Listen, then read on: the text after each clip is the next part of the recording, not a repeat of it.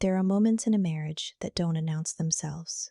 They arrive quietly, disguised as something ordinary. A glance across a room, a hand that almost reaches for yours, a single pause before a word that should have come easily. Daniel Hartley would spend years turning one such moment over in his mind, trying to decide whether it was the beginning of the end or simply the moment he finally saw what had been there all along. This is the story of Daniel Hartley and his wife Emily Hartley. They had been married for 6 years when it happened. Not a long marriage by any measure, but long enough that they had stopped noticing each other the way new lovers do. Long enough that silence had become comfortable and comfort had quietly become distance. Daniel was a careful man, the kind who noticed small things. The way Emily's coffee cup was always left on the left side of the sink. The way she hummed only when she thought no one was listening. He loved her in that specific, detailed way that often goes unnamed. And Emily was someone who needed to feel alive, though she had never quite said that out loud, not even to herself. The tension between what they were and what each of them silently needed had been building for a long time before it had a name. Their apartment on Clement Street was the kind of place that looked like a home. There were framed photographs on the windowsill, one from their wedding in Carmel, one from a hiking trip in Oregon they had taken 2 summers ago, back when they still did things like that on weekends. There were plants Emily had adopted and Daniel had kept alive through 2 separate vacations by setting careful watering reminders on his phone. It was, by any outward appearance, a life being tended to. Daniel worked in urban planning for the city. It was methodical work, satisfying in the way that building things slowly is satisfying. You didn't always see the result for years. He came home most evenings by 7, made dinner 3 nights out of 5, and on Fridays they had a standing habit of watching something together on the couch. Nothing elaborate, just the 2 of them in a room that smelled like whatever he had cooked, usually something with garlic because Emily liked garlic. Emily worked in marketing for a mid-sized tech company called Varela. She was good at her job in a way that came naturally to her. She understood how things looked to other people, what drew attention, what made someone feel seen. She had been promoted twice in 4 years, and each time Daniel had taken her out to the Italian place on Fillmore she loved. He had been proud of her. He still was. It was just that recently, pride felt like the primary thing he felt for her, and he couldn't quite remember when warmth had started quietly stepping aside to make room for it. They didn't fight often. That was the thing people probably would have said first if you'd asked them. Daniel and Emily Hartley, they don't fight. And it was true. But the absence of conflict is not the same as the presence of peace, and somewhere beneath the evenings on the couch and the garlic and the Friday routines, there was something that neither of them had looked at directly in a long time. It was around this time that Emily began mentioning a colleague named Patrick more regularly, not excessively. Not in a way that would have alarmed anyone. Patrick had said something funny at the meeting. Patrick had a gift for pitching to clients. Patrick had recommended a podcast she'd been listening to in the car. Daniel filed these mentions the way he filed most things, carefully, without immediate judgment. He was not a suspicious man by nature. He was, if anything, too inclined to trust. The moment that lodged itself most stubbornly in his memory from that period came on a Tuesday evening. He had been standing at the counter chopping onions, and Emily had walked in still wearing her coat, phone in hand, still half caught in whatever her day had been. He had said, without thinking, "You seem happy." And she had looked up. Not at him exactly, more in his direction. And she had smiled and said, "It was a good day." She hadn't asked about his. She used to, always. He hadn't noticed right away that she'd stopped. He noticed that evening. He kept chopping, and he did not say anything, and the kitchen filled with the quiet sounds of dinner being made. But something small and uncomfortable had settled in his chest, and he could feel it sitting there the way you can feel a splinter before you can see it. The company party was held on a Friday evening in mid-October. Varela had rented out a rooftop venue in Selma, the kind of place with warm Edison lighting strung overhead and a bar that served cocktails with herb garnishes. Emily had been animated in the car on the way there, more animated than she'd been with him in months, talking about who would be there, what the venue was supposed to be like. Daniel had listened and nodded and felt, distantly, like a passenger. He had worn the gray blazer she'd once told him she liked. She hadn't mentioned it. The party was loud and bright and full of people whose professional lives were apparently hilarious, given how much everyone was laughing. Daniel was good at parties the way introverts sometimes are. He could hold a conversation, ask the right questions, make people feel heard, but he was aware, throughout the first hour, that Emily kept moving slightly away from wherever he had settled. Not dramatically, just enough. She would drift toward another cluster of people, and he would find her across the room talking to someone with her hands moving the way they did when she was fully engaged. And he would feel something he didn't quite have a word for. He got a drink and found a spot near the railing where he could see the city lights. After a few minutes, Emily appeared beside him with a colleague he hadn't met, a tall woman named Diane who worked in analytics, warm-faced and direct in the way of someone who had learned to make first impressions count. They talked for a few minutes, easy conversation, the kind that floats.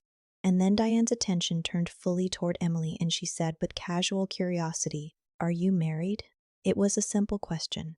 A small social question, the kind asked at parties 100 times a night across the city. Daniel was standing directly beside Emily, close enough that their arms were almost touching. He was, unmistakably, a man she had arrived with. And Emily paused. Not a long pause. A breath, maybe. A fraction of a second. The kind of pause you might not even notice if you weren't the person it was happening to.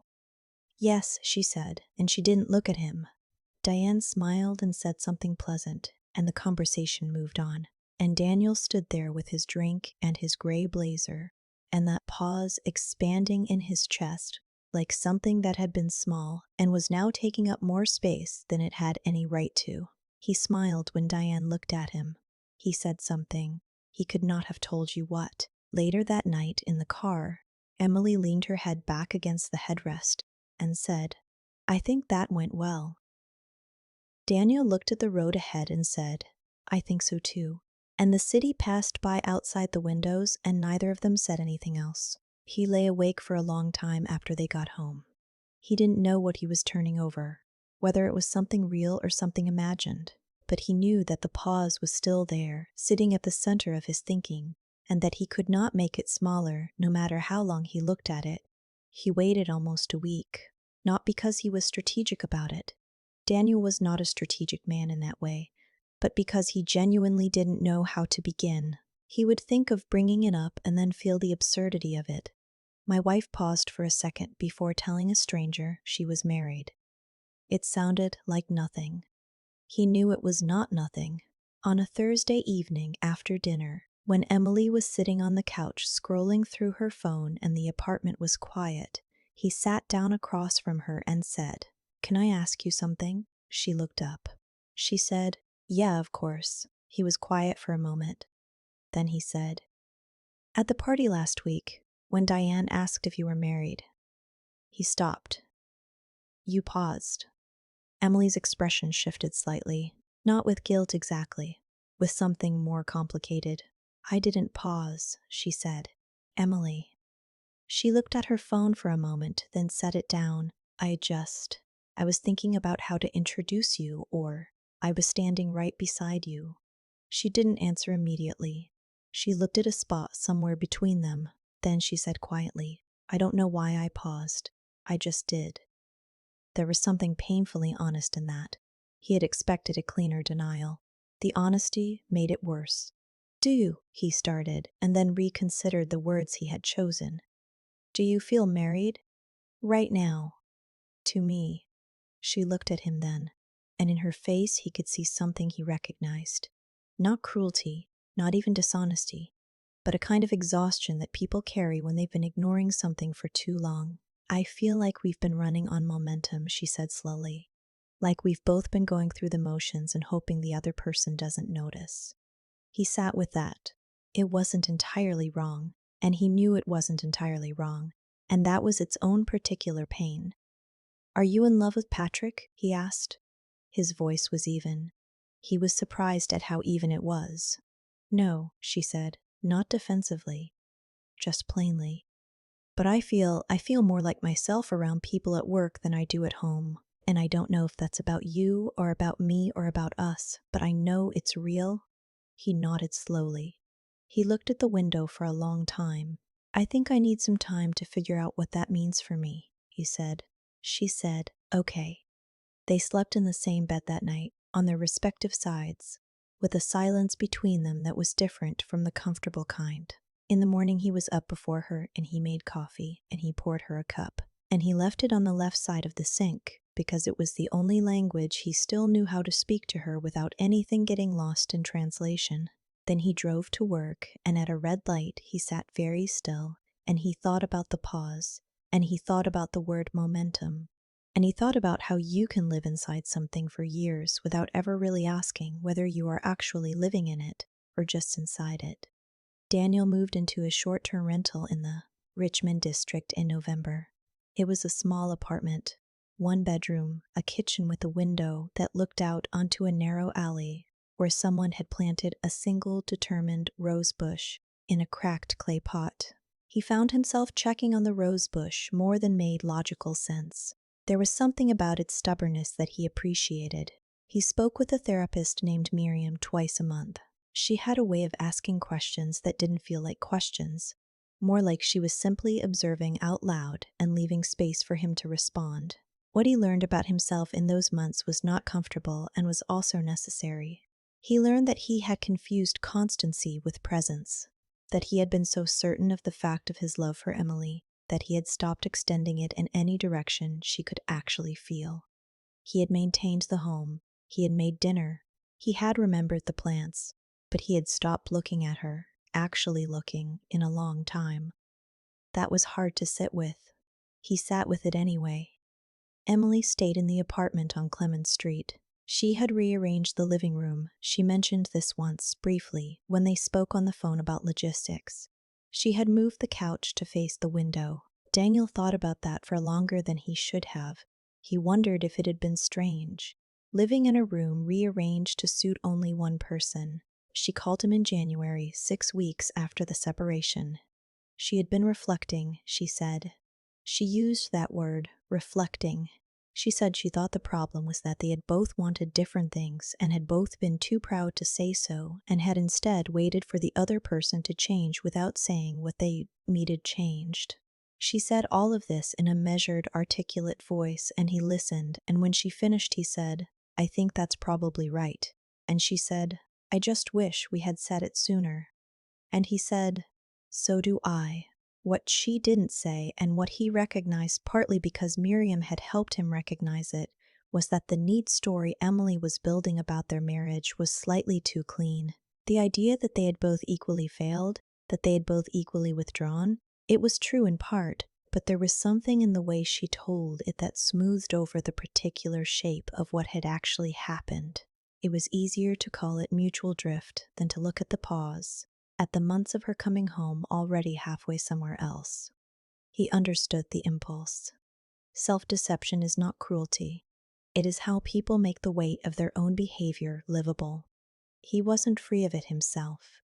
He knew that. What he was beginning to understand was something quieter and more uncomfortable, that he had spent years being present in every practical way and emotionally distant in the way that counted, that he had loved Emily the way you love a house you have carefully maintained, with pride, with diligence, and without ever asking the house what it actually needed. By February, he had started walking in the mornings along the park near his rental. On the first genuinely warm Saturday of the season, he sat on a bench for an hour and watched people walk past with their dogs and their strollers and their various quiet Saturdays, and he thought about what he wanted his life to feel like now. Not what he wanted to recover or rebuild, what he wanted it to feel like going forward.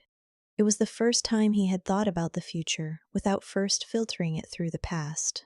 That felt, in its modest and unglamorous way, like something. They met for coffee in March on a Saturday morning that was gray but not cold. A cafe on Irving Street that neither of them had particular associations with neutral ground by unspoken agreement. Emily was already there when Daniel arrived. She had cut her hair slightly shorter. She looked tired in the particular way of someone who has been thinking hard for several months. He sat down. they ordered. There was a moment where both of them looked at the table and neither of them spoke, and it wasn't entirely uncomfortable. "You look well," she said. "You too," he said, which was true in the way that mattered and incomplete in the way that most true things are. They talked for a little while about practical things. Documents that still needed signing, a shared account they had forgotten to separate, and then the practical things were finished, and there was still half a cup of coffee in front of each of them, and a question neither of them had asked, yet hanging in the air between them. It was Emily who said it first. "Do you think we would have made it," she said, if either of us had said something sooner?" He thought about that honestly. He didn't want to say the kind thing or the unkind thing. He wanted to say the true thing. "I don't know," he said. "I think we needed to become different people to have a different marriage. And maybe some of that needed to happen separately." She looked at her cup. "I think about the party sometimes," she said. She didn't elaborate. She didn't need to. "So do I," he said. "I was embarrassed about myself," she said slowly. "Not because of Patrick. That was nothing. You were right to sense that. But it really was nothing. I was embarrassed because I think I was enjoying feeling like someone whose story wasn't quite written yet. And that was wrong. Because my story was written. I had chosen it. I just wasn't. I wasn't being honest about what I was feeling inside it." He looked at her. He thought about the coffee on the left side of the sink. He thought about all the Friday evenings and all the garlic and all the ways he had loved her in the language of maintenance and practicality, and never once sat across from her and asked whether she was happy, really asked, in a way that left space for an honest answer. "I wasn't honest either," he said. "Not about what I needed. Not about what I wasn't giving you." She looked up at him. There was something in her expression that was neither grief nor relief, something more complex than either. Recognition, perhaps. They finished their coffee. Outside, the gray had started to break. "He paid," she protested briefly. "He paid anyway," and they stood on the sidewalk for a moment before whatever came next. "I hope it gets easier," she said. "I think it will," he said, "for both of us." And then she walked one way, and he walked the other, and the city moved around them in its ordinary, indifferent Saturday morning way, with its noise and its fog and its people, all of them carrying their own private pauses, their own moments they would spend years trying to understand. Daniel walked for a long time before he went home. He thought about the word chosen, the word Emily had used. "I had chosen it." There was something important in that, something he wanted to hold carefully. Not as a wound, but as a lesson about the weight of what we choose and the necessity of choosing it fully, with our eyes open, with our voices present, with nothing left unspoken that deserves to be said. Some marriages don't end with a fight. They end with a pause. A single, ordinary, devastating pause, and two people standing on either side of it, finally willing to admit they had both been waiting for the other one to speak first.